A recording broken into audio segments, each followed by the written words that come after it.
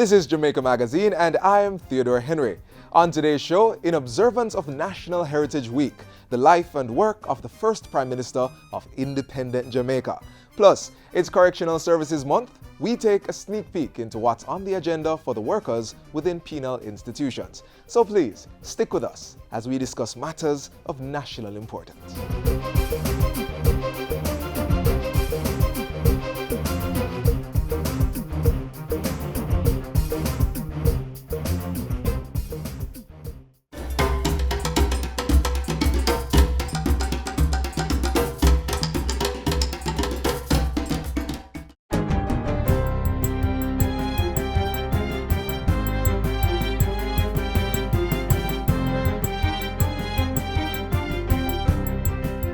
Good day, I'm Theodore Henry, and this is your JIS News for Friday, October 14.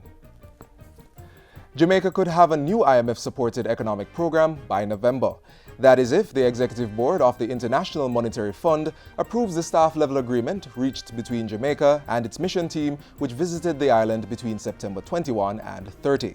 If approved, Jamaica will sign on to a 3-year precautionary standby agreement, getting access to up to $1.7 billion, $430 million of which will be immediately available. At a joint press briefing Thursday, Prime Minister Andrew Holness said that with the island's comfortable foreign reserve position, the agreement would act as an insurance policy against unforeseen economic shocks.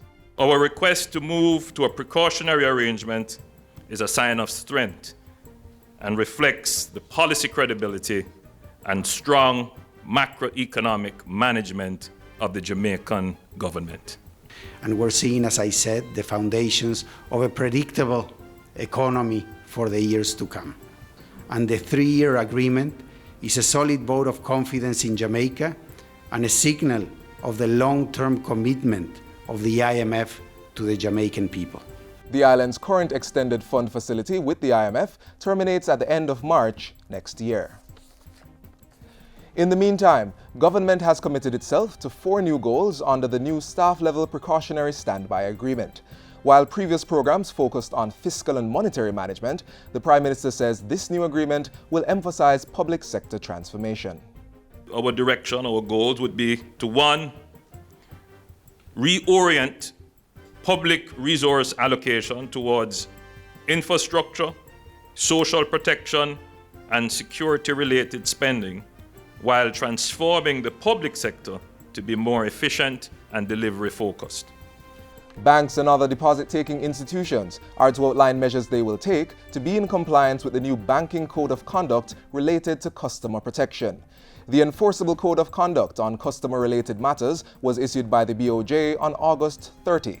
It carries penalties for non-compliant institutions under the Banking Services Act. The Act stipulates that within 3 months of the effective date of the code, and that would be by the end of November, this November here, 2016, deposit-taking institutions are required to notify the supervisor of the measures they will take to be compliant with the code. These measures should then be in place within a period not exceeding 12 months from the effective date of the code, which means by the end of August 2017. The BOJ governor says a warning or direct instruction to comply will be given to those in breach. The Proceeds of Crime Act, POCA, will be amended to empower the Commissioner of Lands to transfer the ownership of seized property to the state.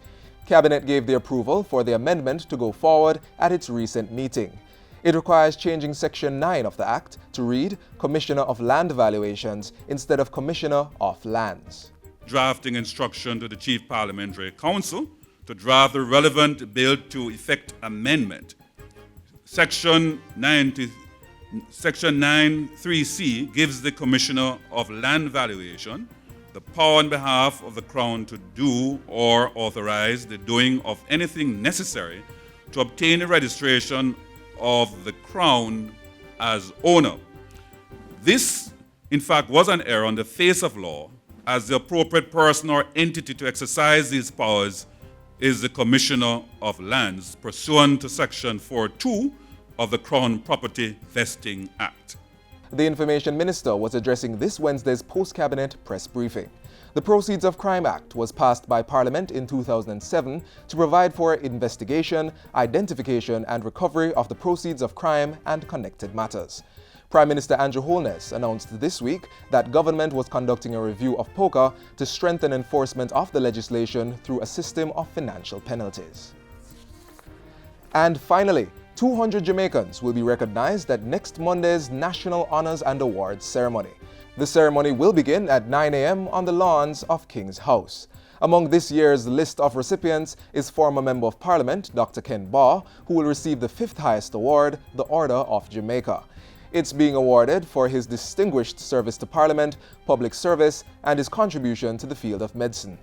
Other notable awardees include Dr. David Boxer, Professor Denise Eldemar Shearer, Professor Ren Osmond Holness, and Ambassador Anthony Johnson. 33 persons will be conferred with the Order of Distinction in the rank of Commander, while 46 will be awarded in the rank of Officer. 2 civilians will receive the Badge of Honor for Gallantry, 16 will be conferred with the Badge of Honor for Meritorious Service, and 37 will receive the Badge of Honor for Long and Faithful Service. 52 members of the Uniformed Service will also receive the Medal of Honor for Meritorious Service. In addition, 7 members of the JCF and 1 member from the DCS will be conferred with the Medal of Honor for Gallantry. And that's it for JIS News Today. I'm Theodore Henry. Thanks for watching.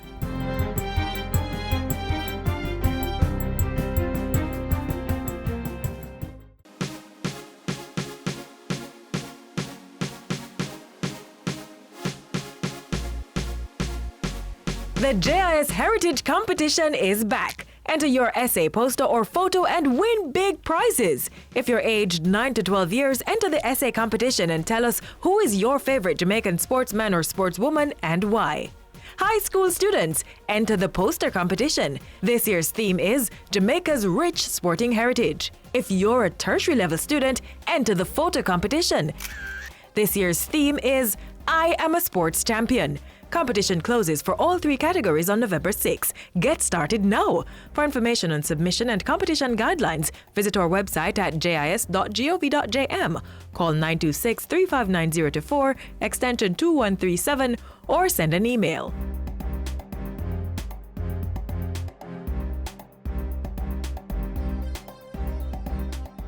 Born on February 24, 1884, he is the founder of the Jamaica Labour Party.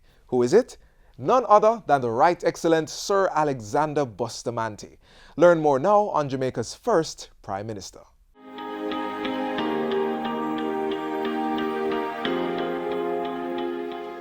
One of the great movers and shakers of Jamaica's development. A hero in the eyes of a nation, he worked hard to improve and protect from many injustices within his time. Alexander Bustamanti knew what was required to improve the plight of the common man and tried to make that happen. What we need in this island is not more men, but more men with courage, with the spirit of fighting for justice for all, and more so for the less fortunate, independent men who will sacrifice their own interests for their unfortunate sisters and brothers. His heroic life journey began in the small rural district of Blenheim in Hanover. Here, in this small cottage nestled in the cool hills, the son of Robert and Mary Clark was born. It was February 24, 1884. He was named William Alexander Clark.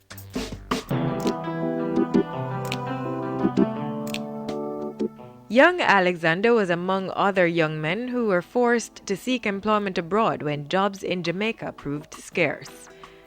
He had changed his surname from Clark to Bustamanti by the time he returned to Jamaica in 1933. It was after starting a money-lending business in Jamaica that he became fully aware of the harsh reality of poverty faced by most Jamaicans. Low wages, bad working conditions. People were not regarded as people. They were just factors of production. Bustamanti chose to preoccupy himself with improving the prevailing conditions. He began with writing numerous letters to the Daily Gleaner and occasionally to British papers as a means of exposing the extremely bad social and economic conditions of the masses. He made it known that human beings were not supposed to work under conditions where the wages were so low that they were unable to feed themselves and to feed their children. By the time he was near his 50th year, Bustamanti's advocacy had evolved, with him becoming an active mediator in workers' strikes. Something new was happening in Jamaica, in which he would play a central role. The poor and oppressed had passed the stage where they could be bullied into submission by the guns and bayonets of the then colonial forces. Bustamanti's voice grew loud in support of the workers' struggles and in contempt of the governing authority.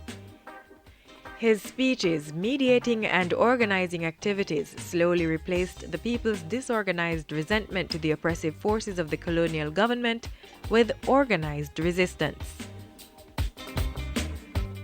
The charismatic, influential speaker drew large crowds at union rallies and organized and supported numerous strikes. In May 1938, he founded the Bustamanti Industrial Trade Union, BITU. He had grown into a strong political figure and began working with his cousin Norman Manley and others to form a new political movement, the People's National Party, PNP. At the same time, his clashes with the authorities continued, and on September 8, 1940, Bustamanti was detained at Up Park Camp for the alleged violation of the Defense of the Realm Act. He was released in 1942 and soon after successfully formed his own political body in the form of the Jamaica Labour Party in 1943. The next year, universal adult suffrage was instituted, allowing all Jamaicans the right to vote. In the December 1944 general election that followed, Bustamanti's JLP won the majority of the 32 seats in the House of Representatives. Because of the great work he did as a trade unionist, it was not difficult for him to get the people together to vote for him. At his second victory at the polls in 1949, Bustamanti became the unofficial government leader as Minister for Communication until the position of Chief Minister was created in 1953. In late 1953, Bustamanti was honored by Britain's Queen with the title Knight Bachelor and was addressed Sir Bustamanti. He was named Jamaica's first Prime Minister when the country gained independence from Britain in 1962. And later that year, married longtime associate and union colleague Gladys Longbridge. Sir William Alexander Bustamanti received the Order of National Hero of Jamaica in 1969 for his immense contribution to Jamaica's politics and dedication to improving the conditions of workers. He died at the age of 93 on August 6, 1977.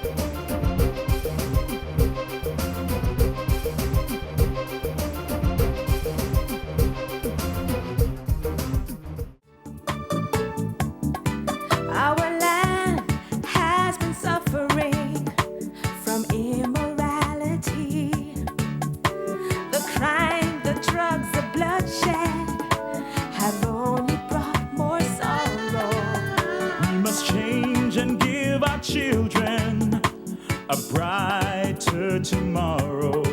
Let's renew our pledge to God as we work to heal our land and fellow man. Let's join hands across Jamaica For righteousness.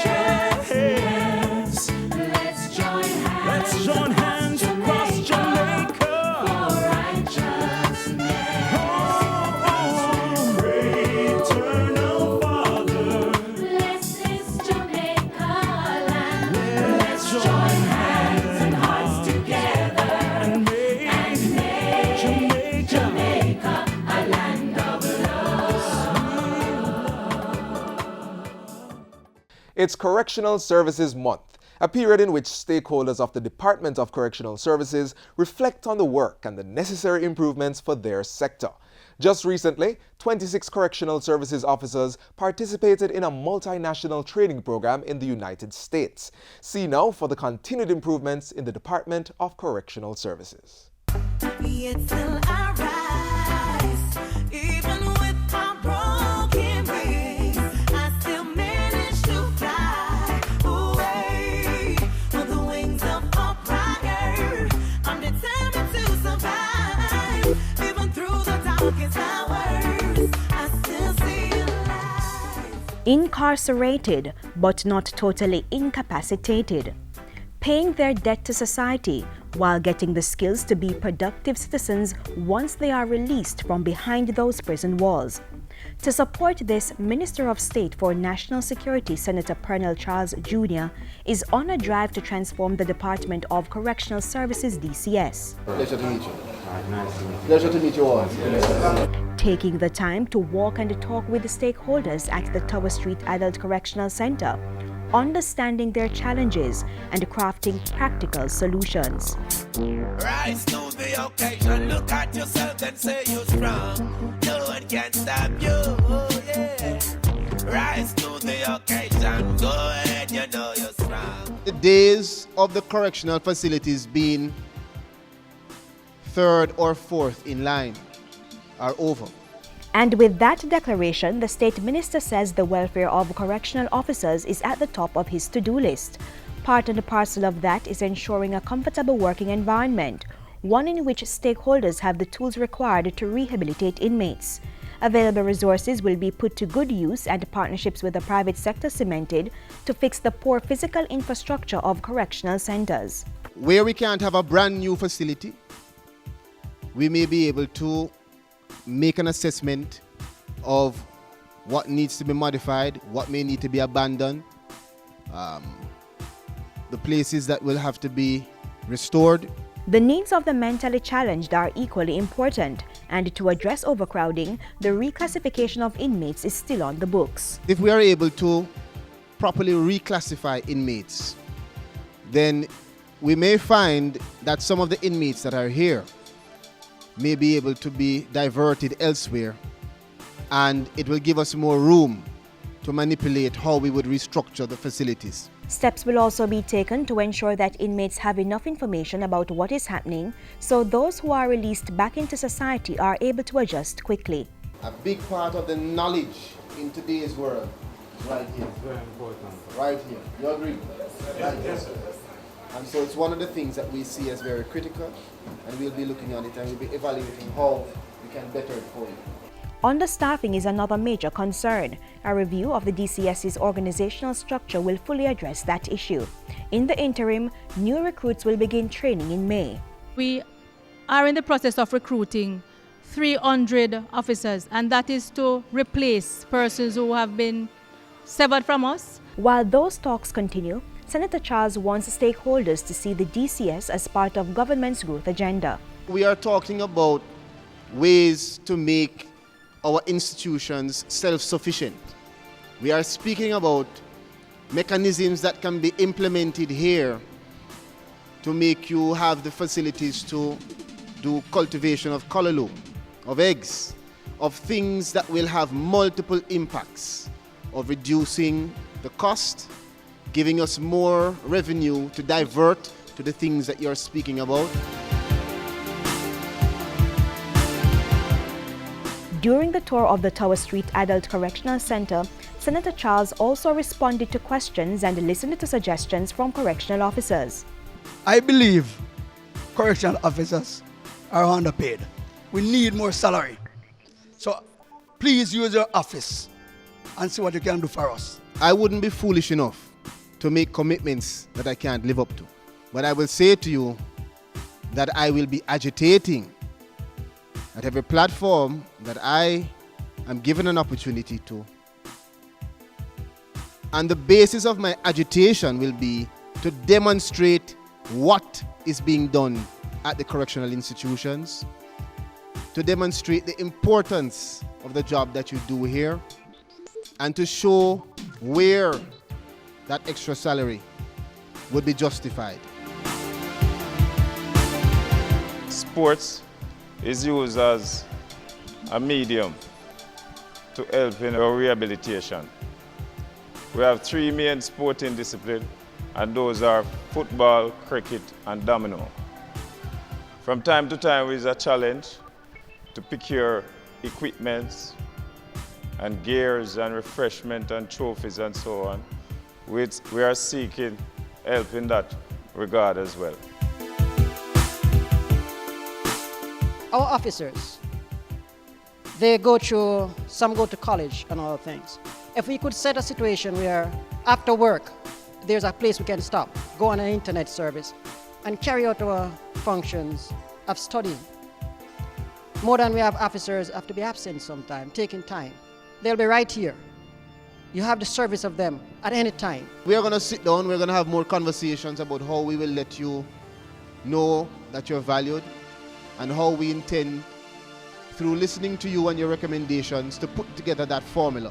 That formula or plan of action is a work in progress. When finalized, it will solve issues relating to the welfare of correctional officers who are working tirelessly to transform the lives of those behind prison walls while keeping the wider society safe. It's still our rise, even with our broken wings, I still manage to fly away on the wings of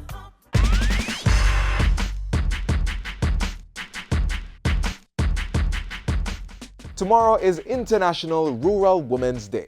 What does that mean? Exactly what it sounds like. The first International Day of Rural Women was observed on October 15, 2008. It is a day in which we honor the hardworking women in rural Jamaica and those across the globe. The day recognizes the critical role and contribution of rural women, including indigenous women, in enhancing agricultural and rural development, improving food security, and eradicating rural poverty. Rural women, the majority of whom depend on natural resources and agriculture for their livelihoods, make up more than a quarter of the total world population. According to the United Nations, in developing countries, rural women represent approximately 43% of the agricultural labor force and produce, process, and prepare much of the food available, thereby giving them primary responsibility for food security. Ensuring that rural women have access to productive agricultural resources contributes to decreasing world hunger and poverty. As such, rural women are critical to the success of the Sustainable Development Agenda for 2030 and Jamaica's very own developmental goal of being the place of choice to live, work, raise families, and do business. So come tomorrow. If you should go to the market, greet the female workers with an extra smile.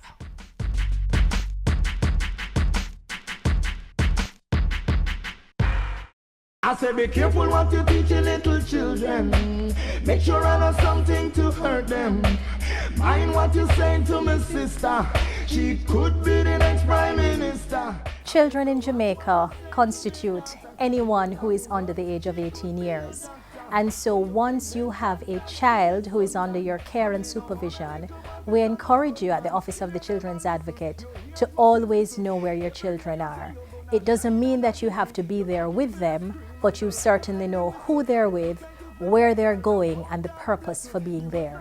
This is a key component in helping to establish some rules in terms of some ground rules and helping to guide your children towards responsible and sensible choices, and also assisting you if something were to go wrong to know what is the first point of contact to assist your child. While you're not to look at everybody as a potential suspect, that you need to be very wary of adults, whether they're in positions of authority or not, that seek to want to have a very close relationship with your child. Somebody who wants to invite your child on an outing and it's just that adult and your child alone. Somebody who wants to take your child to a very special event to reward the child, perhaps for some performance that the child would have done in an extracurricular activity or for academic excellence. We encourage you to look at these situations very carefully and to determine whether or not it's an appropriate meeting or outing that this person is propositioning for your child. If you're enrolling your child in a daycare, ensure that you know something about the track record of that daycare. Ensure that the daycare has what we call an open door policy, which allows you to go in, see what's happening, observe how the workers there interact with the children, and know some of the ground rules that guide these interactions. If they're going on outings, whether it be school trips or otherwise, ensure that at some point, even if you can't go to all, you do attend some of them, so you get yourself integrated into the system and the culture of the school. For these tips, and of course any other information that deals with children, that is anyone under 18 years, please feel free to contact the Office of the Children's Advocate. We're at 72 Harbour Street, downtown Kingston, and our numbers are 948-1134, or website www.oca.gov.jm. Watch what you teach your little children. Make sure I know something to hurt them. Mind what you saying to me, sister, cause she could be the next Prime Minister. PBCJ Symposium 2016. Public Broadcasting, Agenda for the Future. Come and join PBC Jamaica as it hosts its first symposium at the Jamaica Conference Center, October 19 to 20, 2016. Grab your chance to interact with internationally acclaimed and local media practitioners, students, communication consultants, policymakers, and regulators. Let your voice be heard in discussions about the role of public broadcasting in education and social issues. Learn about innovative digital technology and public broadcasting systems from the major players in the field, based locally and abroad. It's PBCJ Symposium 2016. Public Broadcasting, Agenda for the Future. For registration and additional information, go to symposium.pbcjamaica.org.